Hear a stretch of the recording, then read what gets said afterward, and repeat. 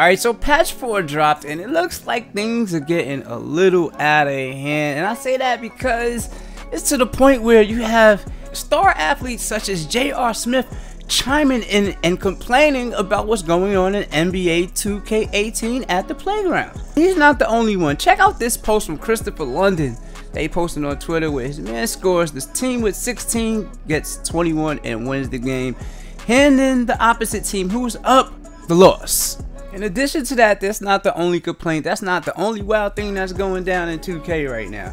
Like, I mean, there's so much bugs in 2K, man. You're gonna need a pesticide or a pest control person to come through and spray your consoles at this point. Listen, there's no way in the world when you have to have a patch for a patch. This is like almost every year. Every time you guys drop a patch, y'all break something else in the game. Anything that's like VC related, I noticed that y'all concentrate and that stuff goes work. You know, y'all attend to that real fast 2K. But when it comes to stuff like let's say Pro-Am accessories, for example, you dropped a patch, y'all even put in the patch notes that y'all fixed the Pro-Am accessories, right? That's not so much the case. People are losing their created sneakers. Now, do you know the amount of VC that people use to buy your sneakers this year? Y'all know y'all VC prices. So now I think people have to be compensated. A whole bunch of people. It's just as bad as getting a deleted account. First the deleted accounts, now it's deleted sneakers. I mean, can you imagine if you go to the freaking Foot Locker in real life and I open my box, I see my sneakers there, these are the sneakers that I paid for, right? I get ring up at the counter and everything, and you know, I just take my purchase and then I go home. You know what I'm saying? Except for when I go home and open the box, there's nothing there. And people have the right to complain at this point because basically everything that was promised by 2K, Mike Wang, and the staff, I mean, has basically been a complete bust. And I don't know why it's new to everybody, because I'll come to the realization that it happens every year. Now, am I coming complacent or accepted in this? Not really. But the fact that I always play 2K every year is like, you know, it's just something I always get. 2K and COD are the two games that's always going to be copped every year. Without a doubt, I get these copies digitally. So no matter what happens, I just stick it out. The problem is how they go about doing things as far as talking in the community. They talking codes, they're real cocky with it, they're real slick with it. And that right there is where I have the problem with.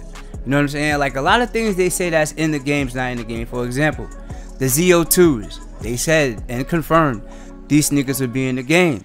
Y'all also did the same thing with the Con Yeezys last year. The Yeezy Boost, they was never in NBA 2K17. So they basically making promises they can't keep, or should I say they're writing checks that they can't cash. And that was basically the gist of what the consumer complaints are about.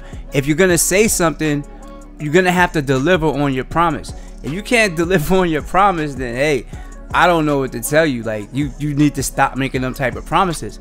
For example, people still looking for these mascots. Now we have a Mountain Dew event coming up, and like I said in that previous video, in Periscope, y'all said out your mouth, Mike Wang, you said that you have to win the mascots in these events. So you're gonna have to show and prove. You guys are gonna have to show up now. You're gonna have to show up now. If you don't show up, people's gonna start taking a look at this, and something's gonna happen sooner or later. I don't know if it's gonna be a lawsuit, but something eventually is gonna happen. Someone has to step up and you know, make you guys step up as well, because you're making a lot of promises, and like I said, you're writing a lot of checks that you really can't cash. I mean, the gameplay on the AI NBA side is good, but look at all of this stuff that's going down. You have the venue. The venue has been down for maintenance this whole week. I think it should be up today, but the fact that it's not workable, it wasn't workable, it wasn't working. The game should be opened out the box and ready, you know, to be able to be able. Let me reword that. The game should be able to be purchased and played. It shouldn't have to go through all these patches the way these games now are going through all these patches. And every year, it's like you guys work on the same build. I had this conversation with my mans yesterday. But every year, it's like you work on the same build, because every year, the same problems that happen in NBA 2K17 with 2K18 comes over to 2K18. The same problems that was in 2K16 carried over to 2K17. The same glitches that carried over from 2K15 carried over from 2K16 to 2K17 to 2K18. You'll see videos all over the tube and they'll say such and such glitch from this year still works. It's still the same glitch. So your foundation or whatever platform or whatever y'all use, I'll call it a foundation, that you guys use to build these games on, y'all actually carrying over them. Y'all don't change. Y'all don't start them from the patch or the last patch that y'all had on the game. I think y'all just start the same build. Because, for example, how would you have like a VC glitch that was in NBA 2K17, right? And y'all patched it. Now it's fixed. But when 2K18 comes out, fresh out the box, the glitch is in existence again. Let me reword that. The glitch is back into existence when a new game from 2K17 to 2K18. When 2K18 comes out, the same glitch that was at the beginning of 2K17 before you patched it is back in the 2K18. That's what I'm trying to say. I'm sorry it took me a while to get that out, but I had to reword that. That's what I'm trying to say. The foundation that you guys are building it on still has the same legacy issues, and once I see that, I know it's gonna be patched, and it's every year. So right now, your credibility as far as your words doesn't mean anything at all. And like I said, you guys now have NBA players speaking out. J.R. Smith tweets out what he tweeted, and that's not a good sign. You know what I'm saying? So I don't know what to tell you guys.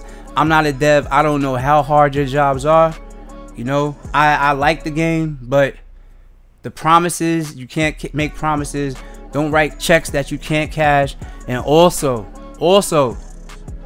keep it 100 with the community, because you also said in that stream, the same stream I'm talking about with the mascots, Mike Wang also said that the servers are good.